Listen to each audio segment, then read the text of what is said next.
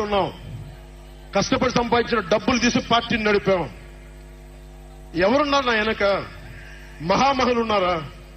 నన్ను నమ్మే నా జన సైనికులు, నన్ను నమ్మిన నా తల్లులు తప్ప ఎవరున్నారు నా వెంట? ఎందుకు నిలబడి ఉన్నాం? అరే నా దేశం బాగుండాలనే కదా, మన సమాజం బాగుండాలనే కదా, యువత భవిష్యత్తు బాగుండాలనే కదా నా తపన. అలాంటి నేను సినిమాలో ఉన్నప్పుడు కూడా అందరి హీరోలు బాగుండాలని కోరుకునేవాడిని. ఒక సినిమా హిట్ అయితే నాదైతే ఒక వారమే నేను ఉంటాను. బాలయ్య గారి సినిమా సూపర్ డూపర్ హిట్ అవ్వాలని కోరుకునేవాడిని. జూనియర్ ఎన్టీఆర్ గారి సినిమా హిట్ అవ్వాలని కోరుకునేవాడిని.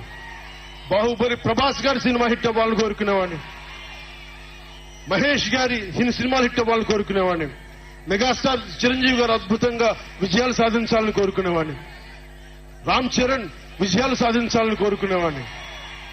ఇలాంటి అల్లు అర్జున్ లాంటి పుష్ప హీరో అద్భుతంగా ఉండాలని, మేము గొప్ప వాటి సాధించాలని కోరుకునేవాడిని.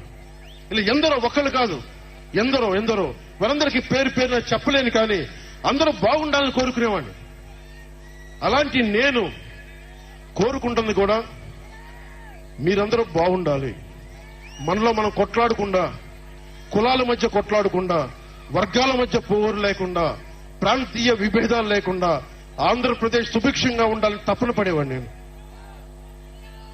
అలాంటి నేను కొన్ని నిర్ణయాలు తీసుకుంటాం. ఆ నిర్ణయాలు ఎలాంటివి? నాకు సంబంధించినవి కాదు, ప్రజలకు సంబంధించినవి. పొత్తులో భాగంగా నేను 24 స్థానాలు తీసుకున్నాను. 24 అసెంబ్లీ స్థానాలు తీసుకుంటే ఇంతేనా